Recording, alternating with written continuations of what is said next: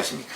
2020년 10월 16일 최종무기 팩트 시작하겠습니다. 오늘은 조국 전 법무부 장관과 정경심 동양대 교수의 딸 조민 씨의 표창장 위조 문제, 그 다음에 단국대 의대 의학논문 제1저자 등재 문제, 이런 것들도 이제 현재 화제가 되고 있고 정경심 교수 재판의 주요한 쟁점으로 되고 있습니다. 그래서 어제와 오늘 이틀에 걸쳐서 서증조사라는 걸 하고 있거든요. 정경심 교수 재판은 지금 막바지에 이르고 있습니다. 서증조사는 여러 가지 서류 같은 걸 갖다 놓고 그거에 증거조사를 하는 것인데, 거기에서 이런저런 얘기가 이제 재판장하고 검사, 변호사 간에 얘기가 오가고 있습니다.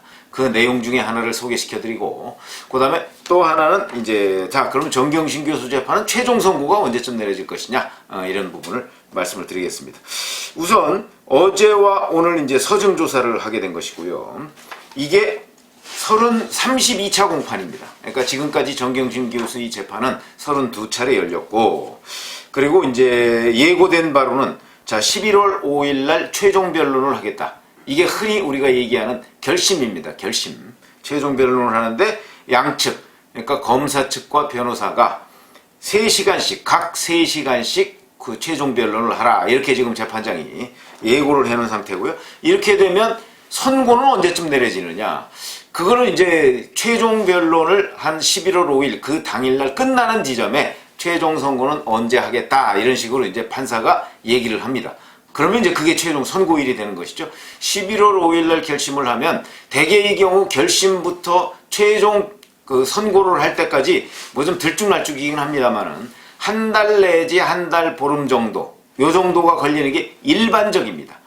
이 사건은 여러 가지 정경심 교수가 받고 있는 의혹이 워낙 많기 때문에 판결문을 작성하고 이런 데 조금 더 시간이 걸릴지는 모르겠으나, 일반적인 관측으로 보면 11월 5일 날 결심 공판을 하면 대략 연내에, 그러니까 크리스마스 어간에, 아마 12월 25일이죠. 그 어간에 선고가 내려지지 않을까, 이런 식으로 보고, 그렇게 따지면 정경심 교수는 2020년 우울한 크리스마스를 보낼 가능성이 매우 높아지고 있다. 저 개인적으로는 그렇게 전망을 하고 있습니다.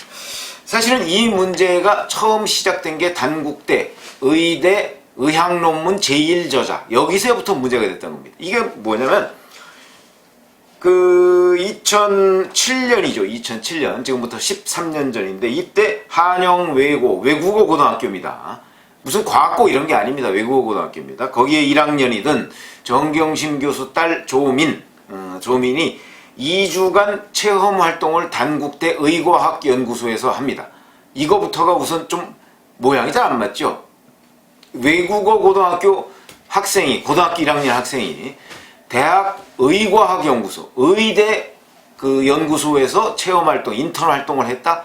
이 자체가 말이 안 되는 건데, 그때 아마 외국으로 이과 계열, 그러니까 아마 문과가 잘 안 맞았든지 이과 계열로 진학을 하려고 생각을 했던 것으로 보입니다. 그래서 스펙을 만든 것이죠. 단국대 장영표 교수의 의과학연구소. 근데 장영표 교수 아들하고 이 정경심 교수 딸하고 한영외고의 유학반, 같은 반 학생이었으니까 그렇게 해서 서로 부모들 간에 알게 되고 아마 부탁을 한 것으로 그렇게 나와 있습니다. 그런데 그때 2주간 체험 활동을 했는데, 이때 장영표 교수, 그러니까 정경심 교수가 부탁을 너무 세게 했던지, 아니면 장영표 교수가 너무 세게 봐줬던지, 이런 둘 중에 하나인 것으로 보이는데, 지금 그 두 가지가 서로 경합하는 것, 두 가지가 서로 섞여 있는 것으로 보입니다. 지금까지 이 재판 결과를 보면. 그런데 이렇게 체험 활동을 하고 나서 2009년 8월 달에 이 체험 활동에 대한 확인서를 장영표 교수가 써주는데, 이렇게 써줍니다.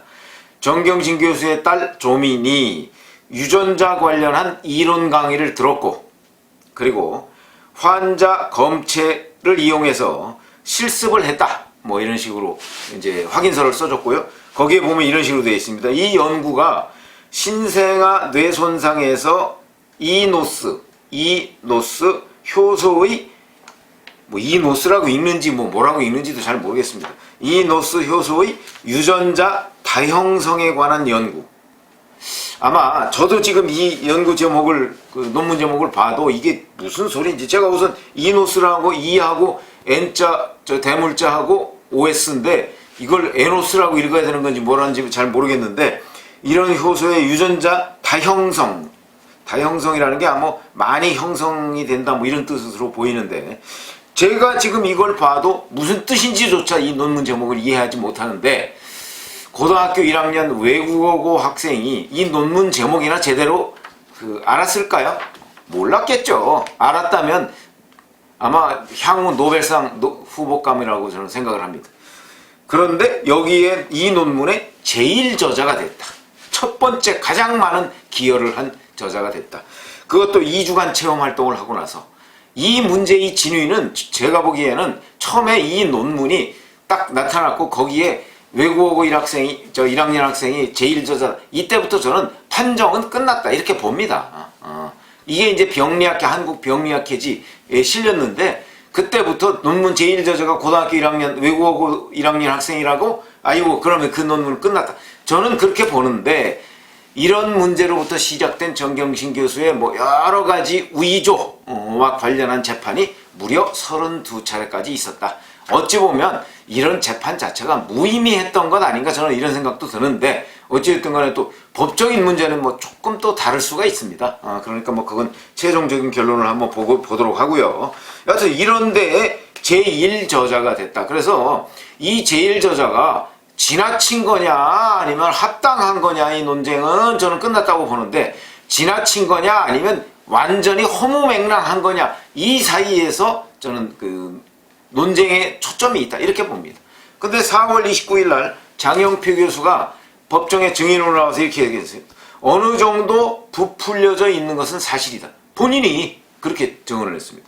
그러나 이런저런 아까 제가 이론 강의 이런 얘기했었죠. 그런 강의를 들었고 실제 체험 활동을 한 점으로 미루어서 완전히 허위라고 볼 수는 없다 이런 식으로 주장을 했습니다. 그러나 이 주장 글쎄요 재판장이 과연 장영표 교수의 이런 주장을 제대로 이해하고 받아들였을까? 저는 회의적으로 봅니다. 그렇지 않았을 것이다. 재판장도 이 논문 제목 보고서 이 논문 제목을 재판장도 잘 이해 못했을 거예요. 이게 무슨 뜻인지. 아마 지금쯤 32차례 공판했으니까 지금쯤은 그게 무슨 뜻이라고 하더라 정도 아는 것 아닌가 이런 생각이 드는데 어찌됐든 간에 장영표 교수는 4월 29일 날 이런 식으로 증언했고 어느 정도 부풀려졌다는 점까지만 인정을 했습니다. 그리고 그게 이제 쭉 지금까지 나와 있는데 자 어제 서증조사에서 검찰이 결정적인 또 하나의 이메일을 공개했습니다. 이 이메일 내용이 저는 이거는 이메일은 그 당시에 장영표 교수가 정경심 교수 딸한테 보낸 거니까요. 이거는 지금 와서 조작을 하거나 이것도 불가능한 건데 그것이 제가 보기엔 너무나도 결정적 증거다. 근데 그 증거가 뒤늦게 이번에 나타났다 이런 얘기입니다. 이제 서울대 2013년에 서울대 의학전문대학원 입시가 있었고 이 의학전문대학원에 조민이라는 학생이 응시를 했습니다. 응시해서 결과는 떨어졌죠. 그런데 거기에 이제 그걸 앞두고 이 조민이 장영표 교수한테 메일을 하나 보냅니다. 이런 식으로 보내서 의과학연구소 논문 업적을 제가 제출해도 되겠습니까? 라고 문의를 합니다. 장영표 교수한테. 응?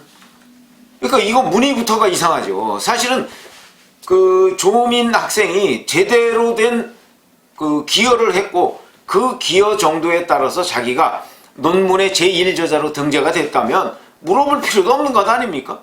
아니 자기가 제대로 모든 실력을 다 동원해서 그 논문의 제1저자로 등록이 돼 있고 그리고 그것이 한국병리학회지에도 실렸고 그런데 그걸 활용하는 거는 논문의 제1저자가 알아서 하는 거 아니겠습니까? 제1저자로 장영표 교수가 올려줬으니까. 그런데도 불구하고 양심에 문제가 있는 건지 뭔지 하여튼 양심에 좀 거리낌이 있었던 것인지 하여튼 장영표 교수한테 그런 식으로 이거를 제출해도 되느냐 서울대 의전원의 입시에 이렇게 얘기를 합니다. 그러니까 여기에 대해서 장영표 교수가 답변 이메일을 보내는데 그 이메일이 이렇게 되어 있습니다. 논문 제1저자 등재가 지나친 일이라서 후회하고 있다. 이 당시에 2013년에 이렇게 얘기하고 있습니다. 만약 서울대 의전원 면접관이 이 문제에 대해서 물어보면 솔직히 고백해라. 이렇게 이메일 답신을 보냅니다. 이 얘기는 무슨 얘기냐? 허위라고 인정해라 이런 얘기.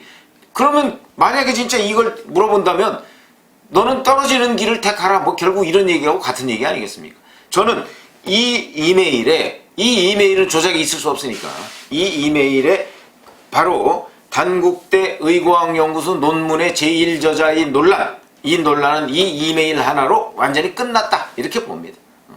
뭐 여기에서 장혁표 교수가 후회할 정도나 지나쳐서 그러니까 지나쳐서 후회한다는 얘기는 제1저자가 아니고 아유 그때 좀 부탁을 받았더라도 뭐 제3저자나 뭐 이런 정도로 어떻게 해놨으면 이게 크게 문제가 안 됐을 텐데 뭐 이런 거 아니겠습니까? 거기다가 면접관이 물어보면 솔직하게 고백해라 하는 얘기는 결국 허위의 논문 저자 이런 것이다. 그 얘기는 뭐 의전원 입시를 왜 너는 거기에 이 그 논문의 업적을 제출했느냐는 질책하고 똑같은 얘기 아니겠습니까? 그래서 이런 그 이메일이 있음에도 불구하고 정경심 교수 이쪽 사람들은 이것을 끝내 이 재판을 32차례까지 끌었다는 데에서 바로 저는 이런 부분에서 도덕성의 붕괴를 봅니다. 이거는 저 같으면 이런 이메일이 있다는 것 이거 충분히 알았을 거 아니겠습니까? 그러면 더 이상 이 재판을 그대로 끌고 가지도 못할 정도로 양심의 가책이 있지 어떻게 이런 재판을 이렇게 32차례씩 끌고 가면서 무죄를 주장할 수가 있겠습니까? 거기다가 동양대 표창장 위조 문제도 여러 그 결정적인 증언들이 나오고 있는데 그 증언들과 관련해서도 여전히 그래서 어저께 보니까 뭐 그 시연까지 해봤더군요. 검찰이 시연까지 했는데 뭐 시연을 놓고서도 논란이 있지만 어찌됐든 간에 그 논란 여부를 떠나서 그 표창장은 실제 이게 동양대 총장이라는 사람이 그 표창장을 준 적이 없다고 하고 있는데 더 이상의 무슨 그 시비가 필요하겠습니까? 그런 점에서 본다면 여하튼 이런 결정적인 증거들이 아직도 이렇게 정경심 교수 재판이 끝나가는 와중에도 나오고 있다. 그래서 정경심 교수 재판, 조국 전 법무부 장관 재판 이 문제에 대해서 오래간만에 한번 말씀을 드렸고 그 결정적인 증거 이 논란의 시발점이 됐던 단국대 의과학연구소 논문 제1저자 문제 이거에 관한 또 하나의 결정적 증거에 관해서 말씀을 드렸습니다. 감사합니다.